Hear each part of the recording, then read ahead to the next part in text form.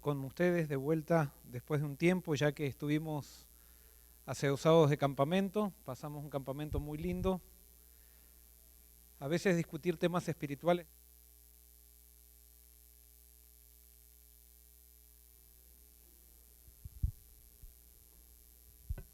Probando.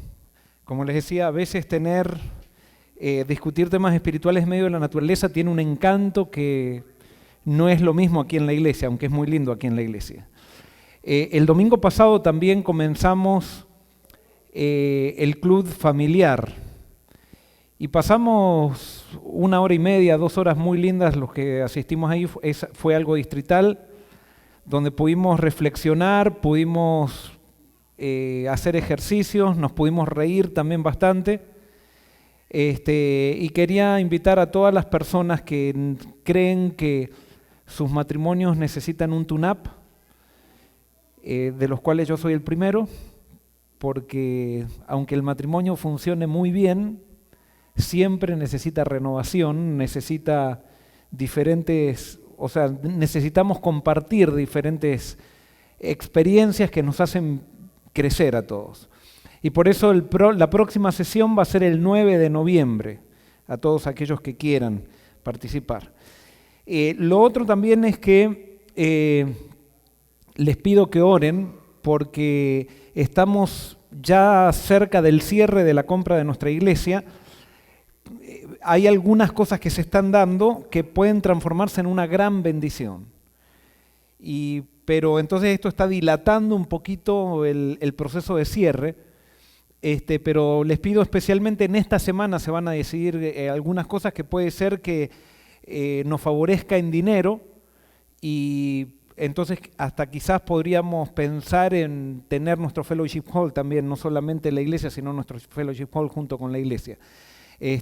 Así por favor pónganlo en oración cada día esto en sus casas. Bueno, no sé si tenía algún otro anuncio que comentarles, pero sí, lo último, preparémonos para la campaña de familia que viene el 1 de noviembre. Tratemos de pedirle a Dios que nos presente alguna persona que se pueda beneficiar con esta semana. Pero yo estoy seguro que los primeros beneficiados vamos a ser nosotros. Y por eso recuerden que la primera semana de noviembre, apártenla en sus calendarios, porque es una semana para la familia y para Dios, por supuesto, para ver cómo integrar a Dios en nuestra familia. Así que recuérdenlo eso, y vamos a trabajar en esa dirección. Muy bien, hoy voy a comenzar una nueva serie de sermones basadas en el libro de Génesis. Pero para poder introducir esta serie de sermones, tengo que hablar de un tema que es uno de los temas más importantes de la Biblia, y es el concepto incluso del cual más habló Jesucristo. Y es el concepto del reino de Dios. Si nosotros vemos en Mateo capítulo 4, 23, dice: y recorrió Jesús toda Galilea, enseñando en las sinagogas de ellos y predicando el evangelio del reino y sanando toda enfermedad y toda dolencia en el pueblo. ¿Qué es el reino de Dios? ¿Qué era lo que predicaba Jesús que tenía que ver con el reino de Dios? Y si nosotros entendemos lo que es el reino de Dios, nos va a hacer entender cuál es la condición del hombre, nos va a hacer entender también por qué Jesús tuvo que venir, y nos va a hacer entender también qué es lo que nosotros debemos predicar si es que queremos seguir el ejemplo de Jesús. Pero entonces hoy va a ser una especie de medio de clase esto, más que predicación. Espero que lo aguanten, en el sentido, yo sé que hay gente que le gusta más la predicación, pero hoy va a ser más una especie de clase. Y si alguien quiere levantar la mano y decir alguna cosa o hacer una pregunta, por favor háganlo sin ningún tipo de vergüenza. Muy bien, se me trabó. Muy bien, ahí estamos. Entonces, ¿qué es el reino de Dios? El reino de Dios tiene tres elementos o tres componentes fundamentales. ¿Y cuáles son esos tres componentes? Primero, el primer componente está Dios. Dios es el rey del reino de Dios. O sea, sin un rey no hay reino. Y Dios es el primer elemento. ¿Cuál es el segundo elemento del reino de Dios? El segundo elemento que tiene el reino de Dios es la naturaleza, o sea, es el espacio del reino. La naturaleza es lo que Dios creó en su reino y es, digamos, la región de su reino. ¿Y cuál es el otro componente? Pero antes de ver cuál es el otro componente, ¿qué características tiene la naturaleza? O sea, ¿con qué características creó Dios la naturaleza? Y fíjense lo que dice Salmo 19:1. Dice, los cielos cuentan la gloria de Dios y el firmamento anuncia la obra de sus manos. ¿Qué nos dice esto? Que la naturaleza tiene las características ¿de quién? Tiene las características de Dios. O sea, cuando Dios crea la naturaleza, la crea, pone su sello en la naturaleza. O sea, transmite su personalidad en la naturaleza. Y eso es algo, digamos, es una ley del universo, que lo que nosotros hacemos transmite nuestra personalidad. Y yo generalmente utilizo este ejemplo. Si yo hoy pudiera ir a la casa de ustedes y pudiera ver cómo hicieron la cama, a través de cómo ustedes hicieron la cama, van a mostrar qué personalidad tienen. ¿Sí o no? ¿Estoy en lo correcto o no? Alguien puede estar pensando que quizás salió rápido y la dejó toda dada vuelta y eso, pero, o sea, lo que nosotros hacemos de alguna manera muestra quiénes somos. Cuando nosotros hacemos algo, transmitimos nuestras características en lo que hacemos. Y cuando Dios creó, Él creó la naturaleza y puso sus características en la naturaleza. Y por eso la Biblia dice que si alguien nunca escuchó de Jesús, si alguien nunca leyó la Biblia, por más que no haya escuchado de Jesús ni leído la Biblia, por ver la naturaleza, puede saber de que Dios existe. Y por eso Pablo dice, nadie tiene excusa. Por más que no hayan escuchado de Cristo, por más que no hayan escuchado de la Biblia, nadie tiene excusa para no creer en Dios. Porque con solamente observar a Dios, por solamente observar a la naturaleza, yo me puedo dar cuenta que hay un Dios creador. ¿Estamos de acuerdo? Entonces, la naturaleza tiene las características de Dios. La naturaleza está basada, los principios de la naturaleza están basados en el carácter de Dios. Y por eso Jesús, cuando hablaba de vida espiritual, tomaba lecciones ¿de dónde? De la naturaleza, porque las mismas leyes que se aplican a la naturaleza se aplican en las leyes espirituales, se aplican en todos lados. Esas son las leyes del universo, son los principios del universo. Entonces, ya tenemos los dos elementos, Dios, el rey del reino de Dios, tenemos entonces la naturaleza y el tercer elemento, ¿cuál es? ¿Cuál es el tercer elemento del reino de Dios? Muy bien, el tercer elemento del reino de Dios es el hombre. Ahora fíjense qué interesante, ¿con qué características creó Dios al hombre?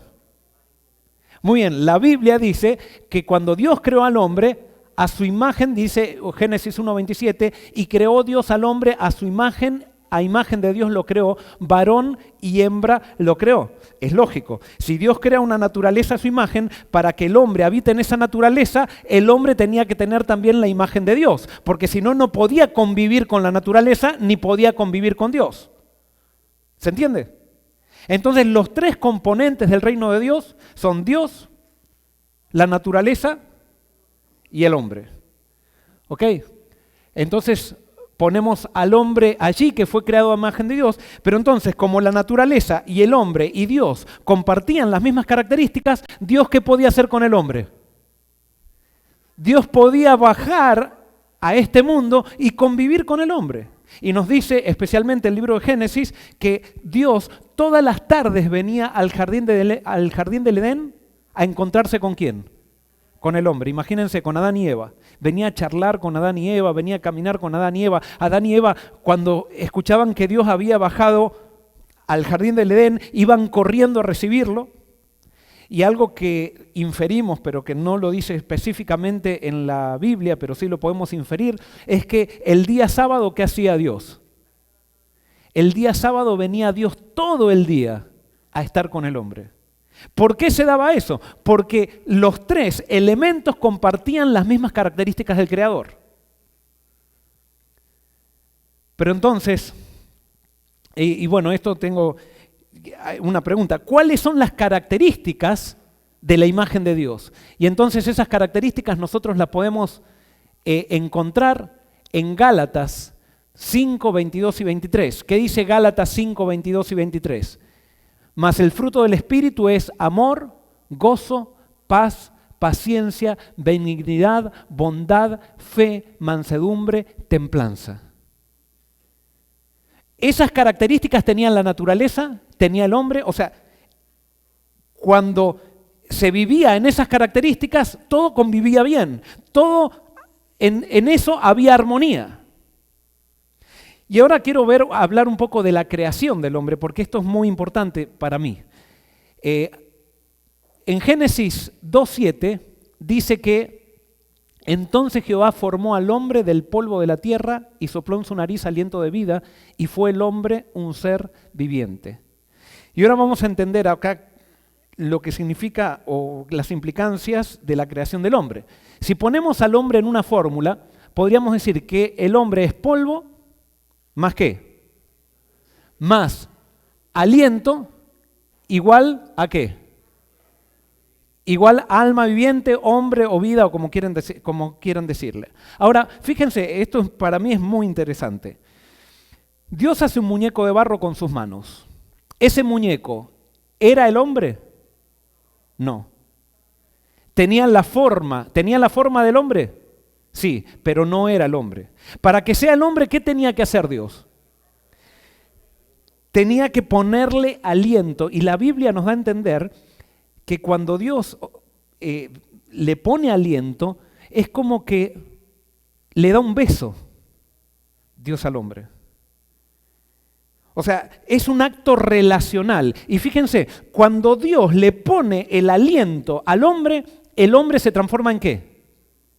En un ser viviente. Ahora les hago una pregunta. Una vez que el hombre tiene el aliento, ¿qué capacidad Dios le da? Sí, eso es ser un alma viviente, pero ¿qué puede hacer el hombre? ¿Para qué Dios le da el aliento? Para vivir, sí, para poder pensar. ¿Con qué objetivo? Mi pregunta es muy general. Muy bien, Dios le da, cuando le pone el aliento, lo capacita para relacionarse con Dios y lo capacita para relacionarse con la naturaleza. Entonces, en el aliento que Dios pone en ese cuerpo de barro, ¿qué es lo que está? Están las características de Dios en el aliento. Porque antes, fíjense, antes de que cuando el hombre era un muñeco de barro, no podía, que no era el hombre, pero no podía ni relacionarse con la naturaleza ni podía relacionarse con Dios. Pero cuando Dios le pone el espíritu, ahora tiene la capacidad de relacionarse. Entonces, ¿qué es el espíritu? Es la capacidad que Dios nos da de relacionarnos con Él y con el ser humano. ¿Y cuáles son esas? ¿Qué es lo que está en el espíritu? Amor, gozo, paz, paciencia, benignidad, bondad, fe, mansedumbre, templanza, que esos eran los mismos principios que estaban en la naturaleza. A mí me parece esto muy importante. Quizás a ustedes, no sé si les parece tan importante como a mí, pero me parece muy importante. Esto también me dice algo. Sí, Carlos, querías decir algo.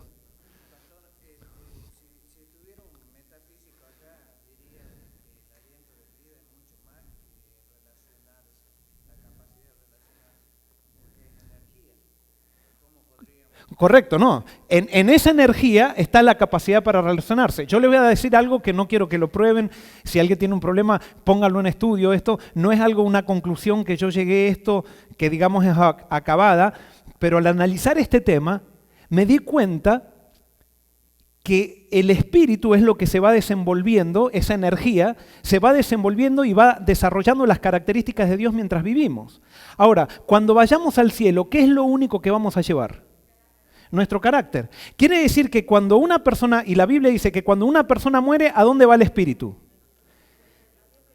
A Dios que lo dio, pero es algo inconsciente eso, no es algo consciente. Pero sí que es lo que tiene el espíritu. Tiene las características de Dios, el carácter. Y por eso cuando Dios venga, lo único que le va a dar al hombre va a ser el espíritu. Y si lo único que va a llevar el hombre al cielo va a ser el carácter, quiere decir que en el espíritu está el carácter. ¿Se entiende? Es lógico eso, pero yo sé que es algo nuevo, no lo crean, analícenlo en sus casas. Pero sí hay algo que esto no es nuevo ni nada, que en el espíritu está la capacidad del hombre de relacionarse con Dios y con el ser humano. O sea, con los seres humanos y con la naturaleza. Esa era la realidad perfecta. Era la realidad perfecta, sí. Sí.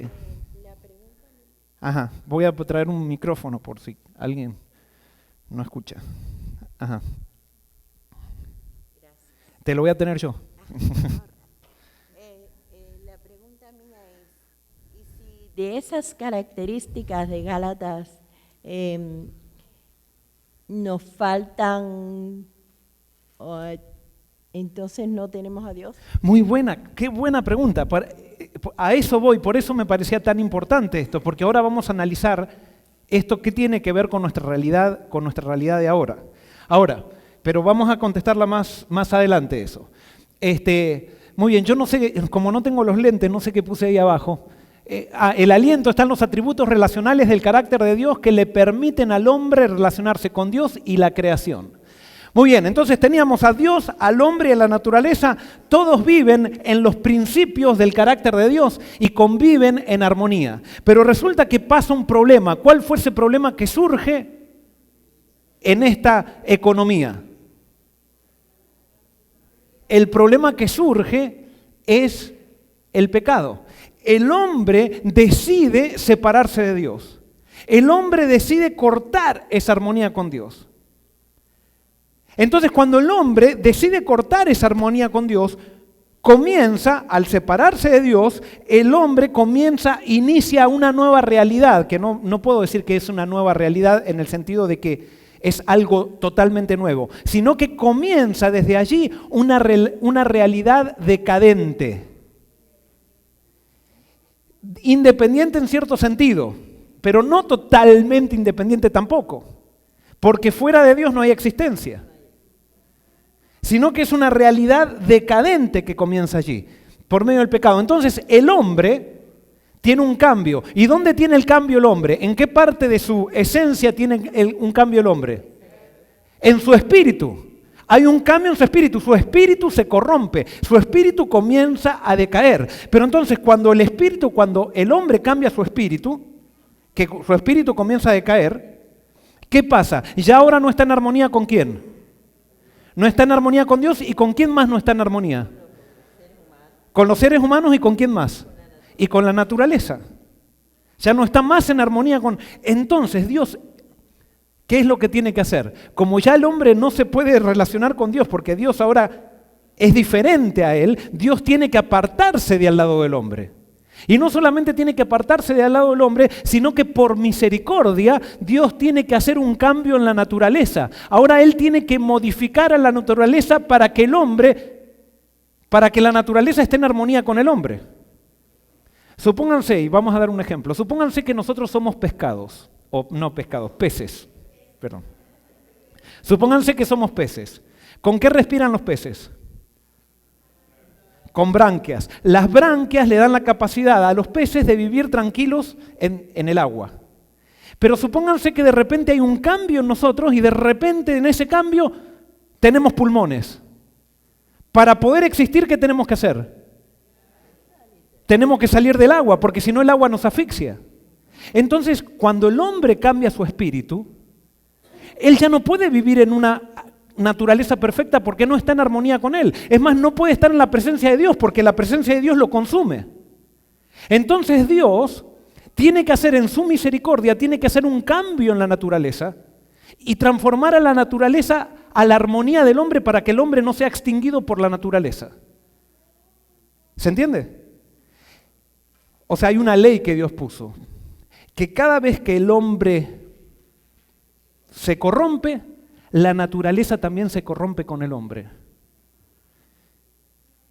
Y por eso ustedes van a ver en todo el Antiguo Testamento que Dios dice, y ustedes contaminaron la tierra. Cuando le dice al Israel que andaban en pecado, que andaban en adulterio, dice, y así contaminaron la tierra.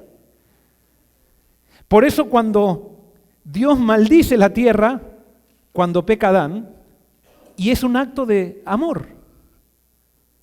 Y cuando Caín peca, Dios que le dice a Caín también, voy a maldecir la tierra. Porque cada vez que el hombre va pecando, la tierra se va corrompiendo. Y por eso el hombre se corrompió tanto que Dios tuvo que destruir la tierra con un diluvio. Al final del tiempo, no es que Dios viene a destruir la tierra, sino que Dios interviene en la tierra antes que se destruya por la maldad del hombre. Dios viene a purificar la tierra, no a destruir la tierra. Pero a nosotros muchas veces nos enseñaron el concepto que Dios viene a destruir. No viene a destruir. Sino que interviene antes que la maldad del hombre haga que la tierra se autodestruya. De tan malos que estamos.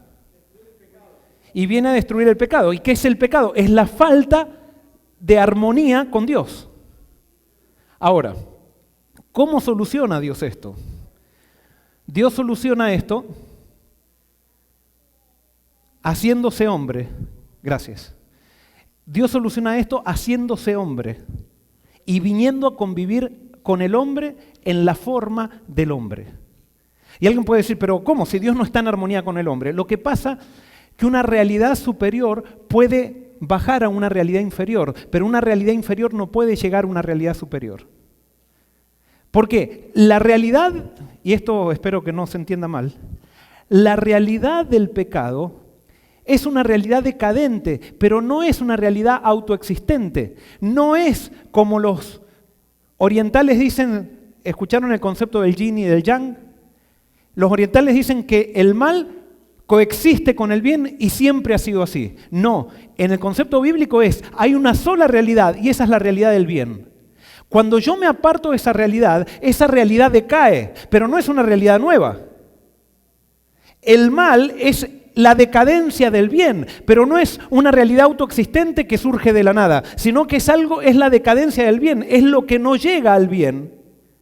Y por eso el mal nunca puede prevalecer al bien, porque el mal siempre es menor que el bien. ¿Es muy filosófico esto o muy abstracto? Pero esto nos dice realmente que nosotros, o sea, si estamos con Dios, no podemos tener derrota.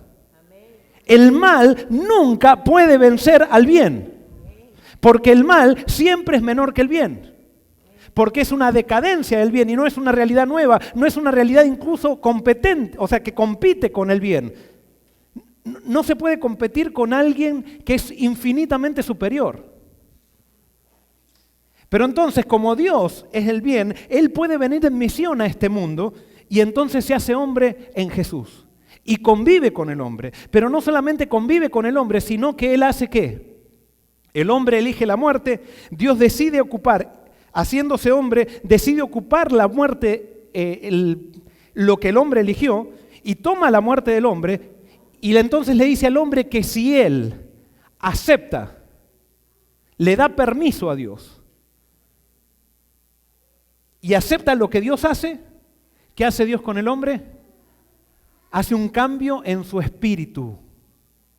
Ese espíritu decadente, ahora Él le da ahora el Santo Espíritu para que el hombre nuevamente, su espíritu de la decadencia comience a ir a la realidad primera, comience a ir hacia la realidad del bien. Y entonces ahora el hombre que por sí solo no puede expresar amor, gozo, paz, paciencia, benignidad, bondad, fe, mansedumbre, templanza, cuando recibe el Espíritu en un mundo decadente puede empezar a tener amor, gozo, paz, paciencia, benignidad, bondad, fe, mansedumbre, templanza.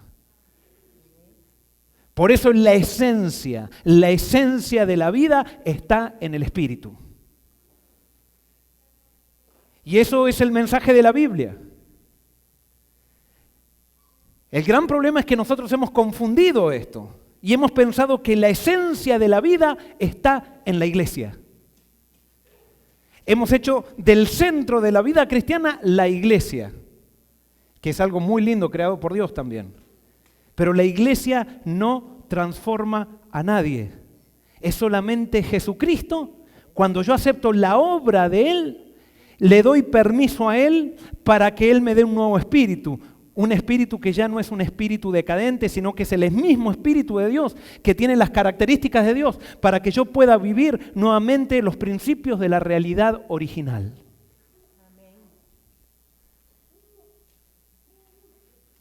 Ahora, cuando el hombre pecó, fíjense cómo trató de solucionar el hombre su problema de pecado. Fíjense lo primero que hizo el hombre, Génesis 3:7, dice, entonces fueron abiertos los ojos de ambos y conocieron que estaban desnudos. Entonces cosieron hojas de higuera y se hicieron delantales. ¿Qué es lo primero que quiso hacer el hombre cuando pecó? Sí, cubrirse. Una vez que el hombre pecó, ¿de qué se empezó a preocupar? ¿De qué? Muy bien, de cómo se veía, de su apariencia, de su imagen. Y el hombre, sin Dios, piensa que con cuestiones de imagen va a solucionar su problema. Y por eso, la gente que confunde a la iglesia con Dios, viene a la iglesia, nos vestimos muy bien, pero no hemos sido cambiados en el espíritu. Venimos con una corbata, con un traje y nos seguimos peleando dentro de la iglesia, seguimos compitiendo dentro de la iglesia, nada más que cantamos himnos. Nosotros no cantamos rock, o sea, no tocamos rock.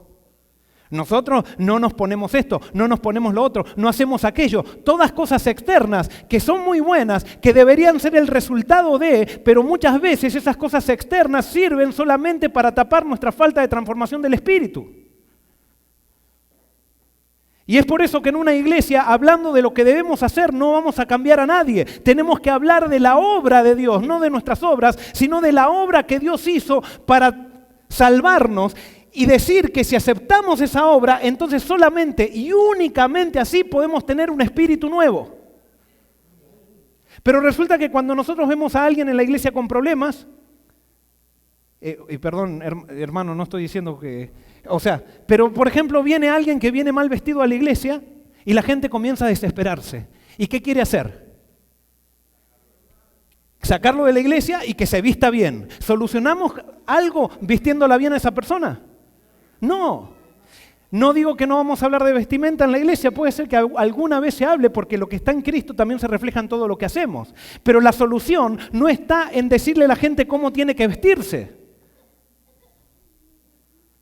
La solución no está en decirle a la gente qué es lo que tiene que comer y beber. Nosotros tenemos que hablar, y vuelvo a repetir, tenemos que hablar de la obra de Dios, que es la obra de Dios en Cristo. Y fíjense, cuando Adán y Eva comenzaron a tratar de solucionar su problema de pecado con su problema de imagen, y por eso en esta sociedad todo lo que importa es la imagen. Una de las personas que más ganan en esta sociedad son los asesores de imagen. ¿Qué hacen los asesores de imagen? ¿Cómo? Claro, el asesor de imagen lo que me dice a mí es, tú tienes que decir esto para parecer bien. No importa que no creas eso. Lo importante es cómo ganas más votos. Y ¿saben qué? El colmo ha llegado tanto que hay pastores que tienen asesores de imagen.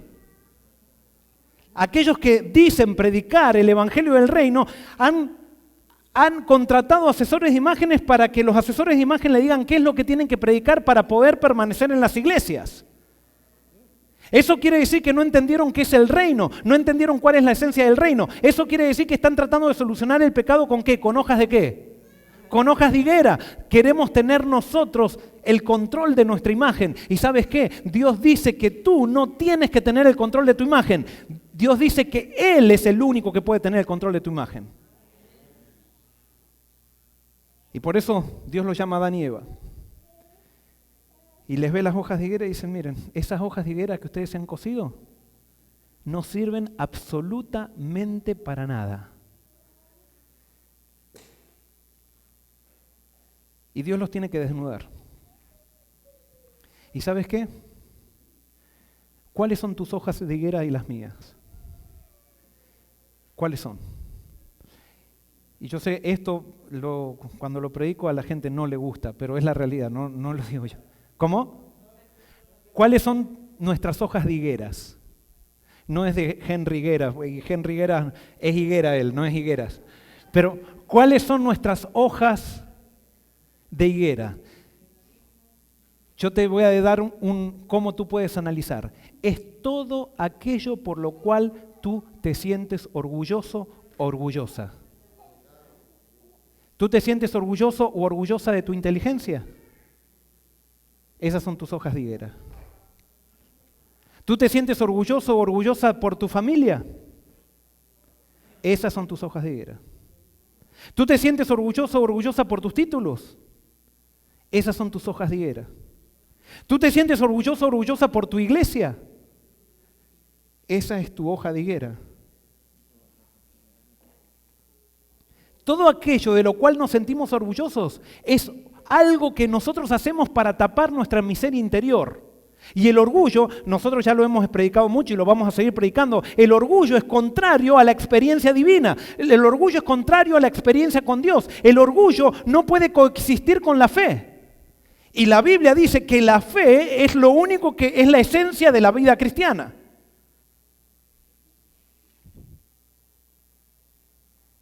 Entonces cuando yo, por más que defino bien las 28 doctrinas,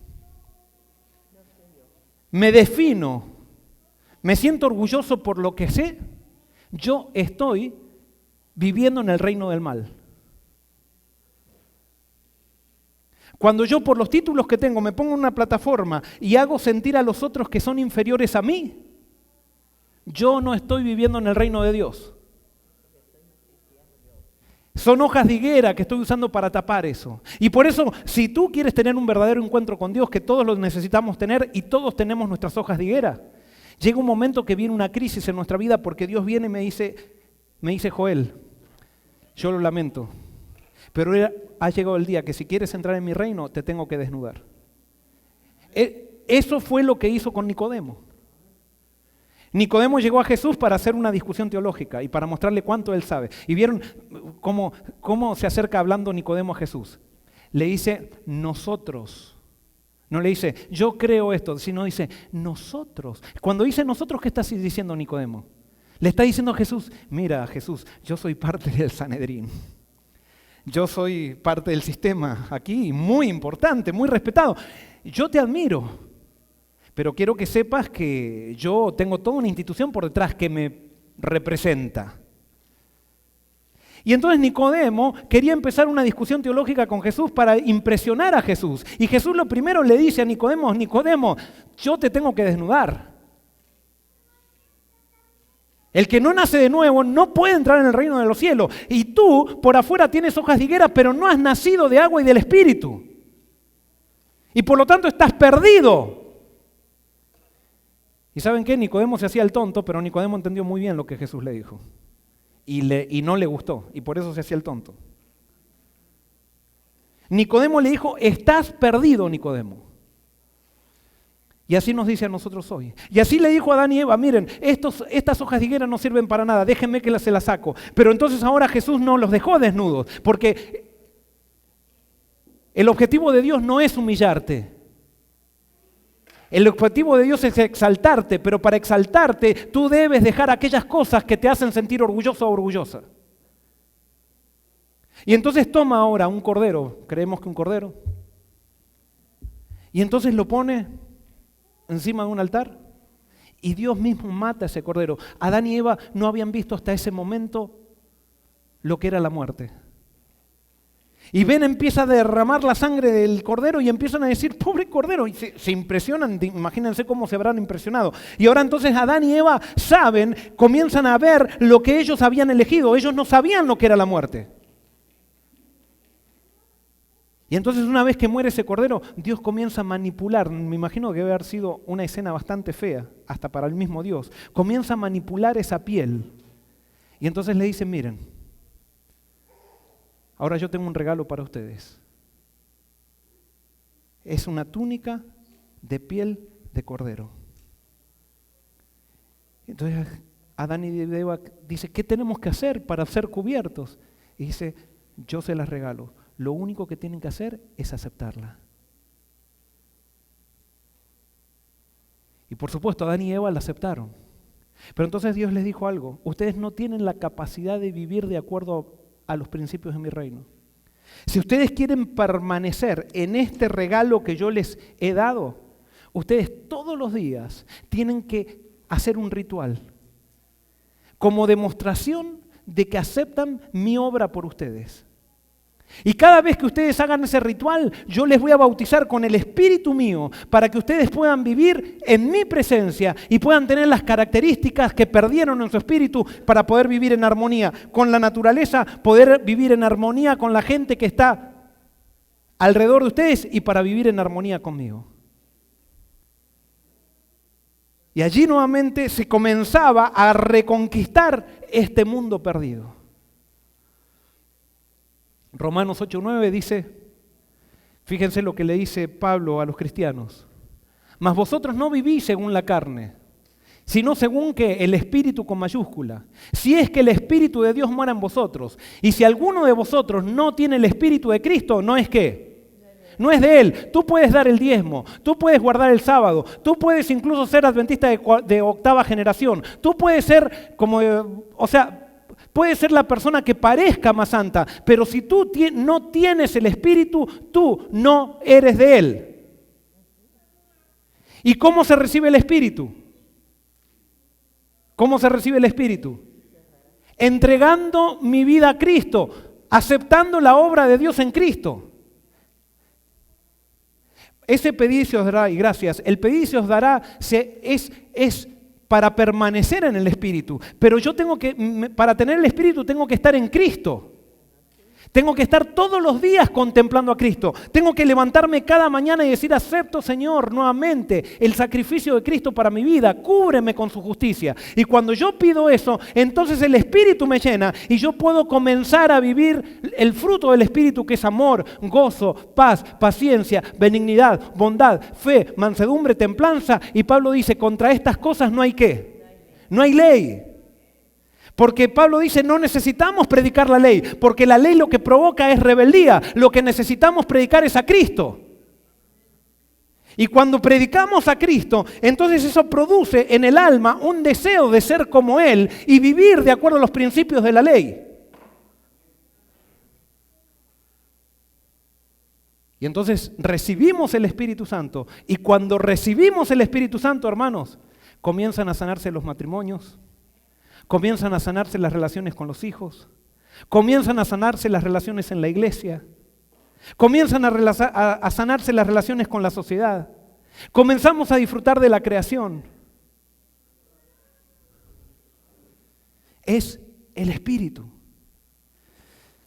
Y alguien se puede enojar con Pablo, como se enojaban muchos judaizantes con Pablo en esa época, cuando predicaba Pablo, porque decían, pero no podemos dejar de hablar de la ley. Y Romanos 14:17 dice Pablo, porque el reino de Dios no es comida ni bebida, sino justicia, paz y gozo. ¿En dónde? En el Espíritu. Ahora, para tener justicia, paz y gozo en el Espíritu, ¿de qué tengo que hablar? ¿De la justicia, la paz y el gozo? ¿De qué tengo que hablar? Tengo que hablar de Cristo. La obra de Dios en Cristo tiene que ser exaltada. Y alguien puede decir, pero entonces Cristo, si predicamos el verdadero Cristo va a producir verdadera fidelidad. Porque el verdadero Cristo me trae el verdadero Espíritu y el verdadero Espíritu está en armonía con Dios, con su ley y con todo. Pero es Cristo el centro y por eso Pablo dice, no es comida ni bebida. Está muy bien que hagamos un seminario de la Reforma Pro Salud, está muy bien. Y tenemos que crecer. Si tenemos un espíritu en armonía con la naturaleza, vamos a querer ser más sanos. Pero el mensaje no es la Reforma Pro Salud, el mensaje es Cristo. ¿Que eso repercute en eso? Sí. Pero tenemos que predicar la causa de los cambios y no predicar los cambios en sí mismos. ¿A quién se acepta en el reino? 1 Corintios 6, 9 al 11. Dice, ¿no sabéis que los injustos no heredarán el reino de Dios? No erréis, que ni los fornicarios, ni los idólatras, ni los afeminados, ni los homosexuales, ni los ladrones, ni los avaros, ni los borrachos, ni los maledicientes, ni estafadores heredarán el reino de Dios. ¿Por qué estas personas que siguen estas conductas no heredarán el reino de Dios? Porque están en desarmonía con los principios de la creación y con los principios del carácter de Dios. Si heredarían el reino de Dios, se asfixiarían en el acto. Es como nosotros ahora que vivimos con pulmones, querer vivir abajo del agua. Porque estas características no tienen nada que ver con los principios con los cuales Dios nos creó. Y los principios del reino son los principios con los cuales Dios nos creó. Y por eso nadie va a heredar el reino de Dios con estas características, nos guste o no nos guste. Hay un tipo de religión cristiana ahora que pretende que Dios se adapte a uno. Entonces, bueno, yo nací orgulloso, Dios tiene que aceptarme así orgulloso y Él debe ser orgulloso también entonces. Entonces queremos hacerlo a Dios a nuestra imagen y no queremos nosotros recibir la transformación del Espíritu para ser nosotros a la imagen de Dios. Y ahí viene el gran problema de la ética cristiana. Hay una confusión tremenda que no se sabe qué es correcto o qué es incorrecto. En la Biblia me dice que qué es lo correcto, aquello que está en armonía con los principios de la creación y punto. Y si no está en armonía, ¿qué tengo que recibir entonces? Tengo que recibir el Espíritu, transformación, para poder estar en armonía con eso. ¿Y quiénes tienen que recibir esa transformación? Todos, hasta los que hayan nacido dentro de una iglesia.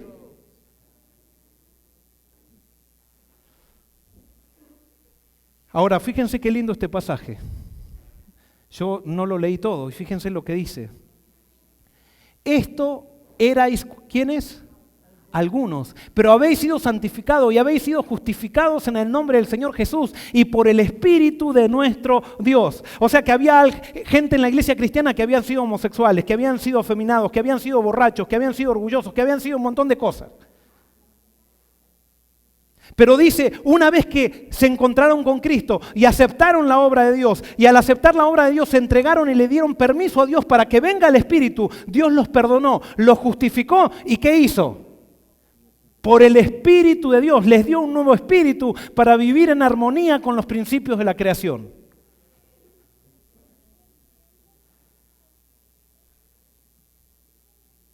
¿Y por qué digo esto, hermanos? Porque ahora, por ejemplo, hay dos cosas que están permeando dentro de la iglesia. Uno es la fornicación.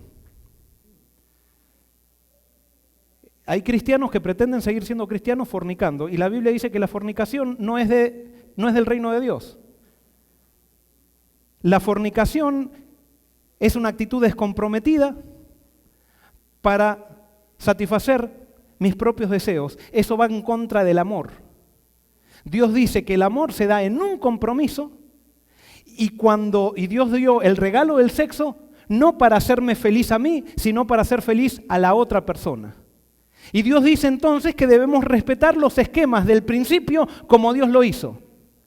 Pero ahora resulta que hay una corriente cristiana que dice, no, pero eso era algo de antes, ¿no? Eso era algo de la creación, hermano y hermana. Y no es que Dios se lo encaprichó eso. Si realmente, algún día quizás vamos a predicar de esto, si realmente quieres ser feliz y experimentar el reino de Dios en tu matrimonio, tienes que empezar bien también. Y alguien puede decir, pero pastor, nosotros ya estamos fornicando hace 3 años, ¿qué hacemos? Pide perdón a Dios. Busca a Dios. Dios no te condena. Eres tú que te condenas a ti mismo si no quieres vivir de acuerdo a los principios. Busca a Dios, Dios te perdona, pero Él te va a dar su espíritu para que entiendas que debes vivir en armonía con los principios de la creación. Y pastor, yo me casé y fornicamos, pero ahora somos miembros de iglesia, acá quizás somos ancianos de iglesia o lo que sea, y fornicamos cuando éramos novios. ¿Qué pasa? ¿Mi matrimonio no vale? ¿Dios no lo bendice? Sí, cometiste errores. Y esos errores de alguna manera te alcanzan hasta hoy, aunque tú no te des cuenta. Porque cuando nosotros vamos en contra de los principios de la creación, eso se produce en nuestra mente, produce una carga emocional, que no la podemos identificar, pero después con los problemas, cuando surgen las tensiones, surgen esas cargas emocionales. Entonces, ¿qué vas a hacer si tú fuiste alguien que vivió mal eso? Busca a Dios, pide perdón. Y dale a Dios y forma a tus hijos ahora en los caminos del reino.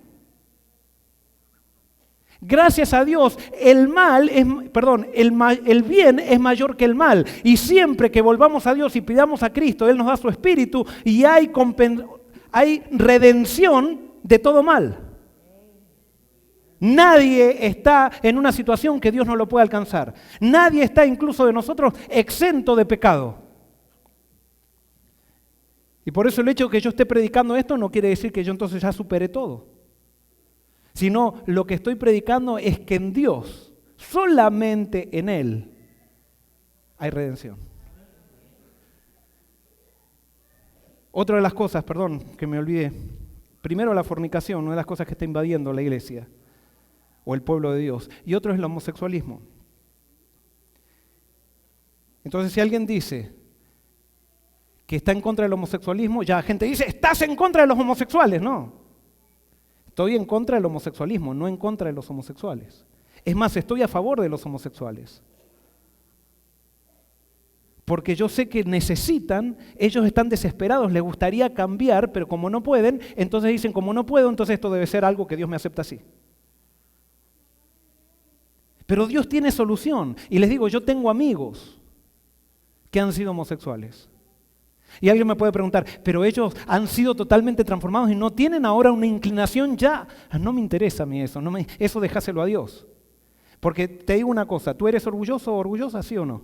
Sí. ¿Dios te transformó, sí o no?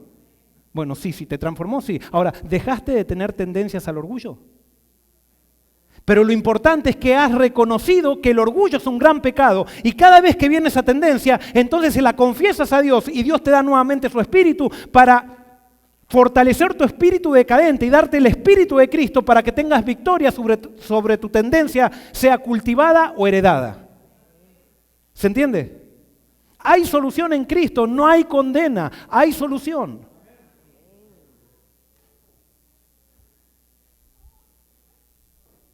Y Dios siempre sabe que el borracho, el orgulloso, no va a cambiar esa persona por decirle el orgullo está mal, sino que esa persona va a cambiar por presentarle a Cristo. Porque todos sabemos que el orgullo está mal y sin embargo seguimos siendo orgullosos. Pero cuando nos presentan a Cristo, Cristo toma nuestro corazón y nos hace humildes en Él. Es Él humilde en nosotros. Gálatas 5, 19 al 26, y con esto, Gálatas 5, 19 al 26.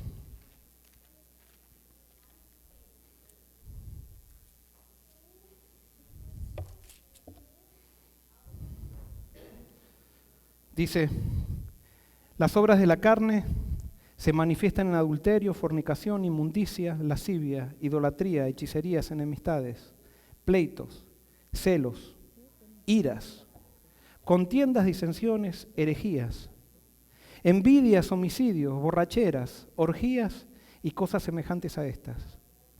Acerca de ellas les advierto, como ya antes les he dicho, que los que practican tales cosas no heredarán el reino de Dios. Y es lógico, no están en armonía con eso. Pero el fruto del Espíritu es amor, gozo, paz, paciencia, benignidad, bondad, fe, mansedumbre, templanza. Contra tales cosas no hay ley. Y los que son de Cristo han crucificado la carne con sus pasiones y deseos. Si vivimos por el Espíritu, vivamos también según el Espíritu.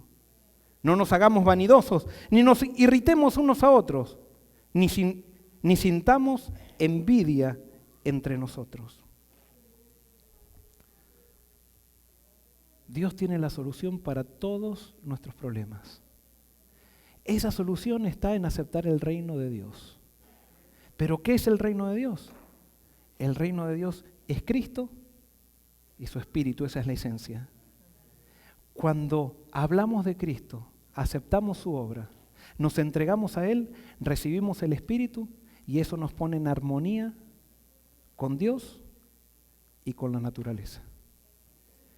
Y todos aquellos que han recibido o que hemos recibido esa transformación, por más que seguimos siendo pecadores, esperamos con ansias que Dios se manifieste para quitarnos la tendencia pecaminosa que tenemos ahora y que lucha con esa tendencia nueva que ha puesto Dios para vivir en ese reino nuevamente recuperado y donde ya Dios podrá darnos el Edén y no nos asfixiaremos dentro del Edén, sino que estaremos felices porque aprendimos a vivir en el Espíritu en Cristo y en el Espíritu desde hoy aquí en la tierra. Que Dios nos bendiga y que busquemos primeramente el reino de Dios y su justicia, y todo lo demás será añadido.